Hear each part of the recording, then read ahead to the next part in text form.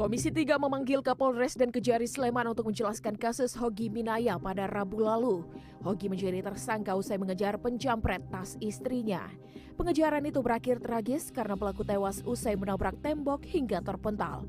Dalam rapat tersebut, Habibur Rahman menyebut kasus ini sangat memprihatinkan. Tuntutan publik pada reformasi penegakan hukum tidak tercermin dalam kasus ini.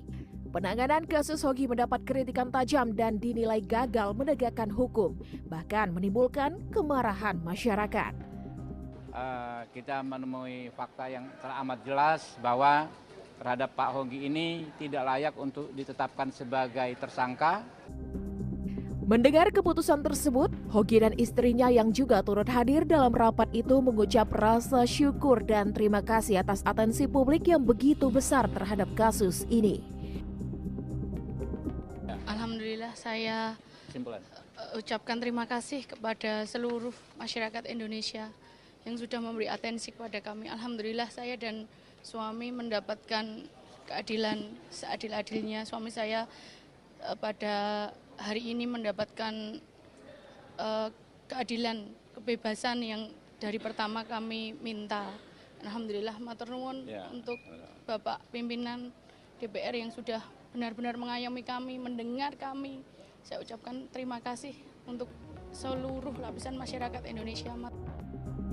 Pada kesimpulan rapat, Komisi 3 meminta kepada Kejaksaan Negeri Sleman agar perkara ini dihentikan demi kepentingan hukum berdasarkan pasal 65 huruf M Undang-Undang Nomor 20 Tahun 2025 tentang KUHP. Komisi 3 DPR juga meminta Kapolresta Sleman dan jajarannya untuk berhati-hati dalam menyampaikan pernyataan ke media. Mohon maaf apabila dalam penanganan kami ada yang salah. Nah, kami tadi pada saat paparan kami sampaikan bahwa apa yang dirasakan saudara Hogi itu sama sebenarnya yang kami rasakan, hanya kami. Kepala Kejaksaan Negeri Sleman menyampaikan kesimpulan yang sudah disepakati bersama dalam ruang rapat Komisi 3 DPR, yakni pemberhentian kasus akan segera diproses secepatnya.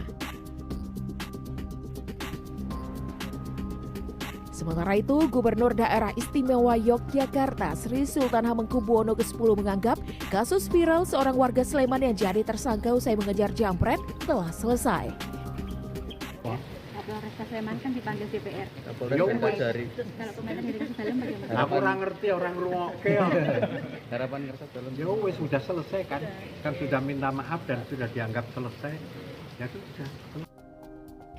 Sebelumnya, Hogi Minaya, warga Kalasan Sleman, ditetapkan sebagai tersangka usai melakukan pengejaran kepada 2 orang jambret yang merampas tas istrinya pada 26 April 2025 lalu.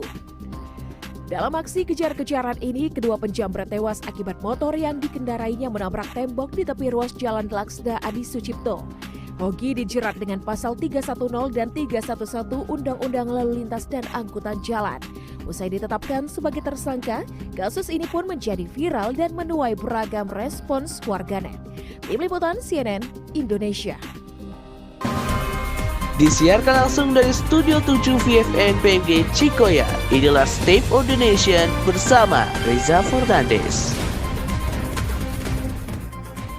Komisi 3 DPR ini secara tegas meminta agar kasus Hogi Minaya yang ditetapkan sebagai tersangka usai berupaya menangkap pelaku penjambretan dihentikan. Sementara itu, Gubernur Daerah Istimewa Yogyakarta Sri Sultan Hamengkubuwono X menilai kasus viral warga Sleman yang telah menjadi tersangka setelah mengejar penjambret telah selesai. Bagaimanakah nasib dari Hogi Minaya yang menjadi kasus penjambretan yang mendapat tersangka pelaku di dalam penjara tersebut? Selengkapnya kami akan hadirkan dalam State of the Nation. Inilah sorotan utama malam ini. Gubernur DKI Jakarta Pramono Anung mengatakan pengembangan ruang terbuka hijau tidak hanya dilakukan pada taman berskala besar, tetapi juga taman kecil.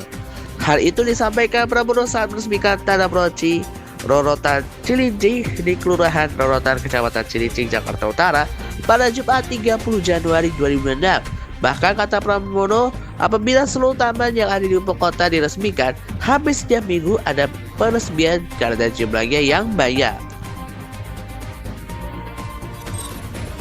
Menjelang bulan suci Ramadan, pemerintah dituntut segera menjaga keseimbangan pasokan dan permintaan guna menjamin ketersediaan stok pangan baik di pasar tradisional maupun retail modern.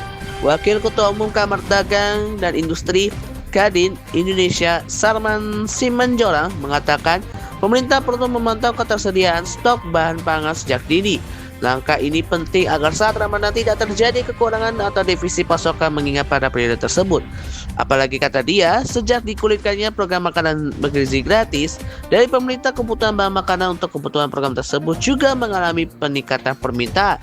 Jika stok tidak seimbang dengan permintaan, maka sudah dapat dipastikan akan terjadi lonjakan harga di tingkat pedagang. Mantan Menteri Agama Yaakob Khalil Qomas diperiksa KPK terkait kasus dugaan korupsi kuota haji. Pemeriksaan itu merupakan perdana usaha Yaakob menyandang status tersangka dalam kasus tersebut. Sebagai informasi, kasus korupsi kuota haji ini terkait pembagian tambahan 20.000 anggota jemaah untuk kuota haji 2024 saat Yaakob Khalil Qomas menjabat Menteri Agama. Kuota tambahan itu ditujukan untuk mengurangi antrian atau masa tunggu jemaah haji reguler Indonesia yang bisa mencapai 20 tahun bahkan lebih.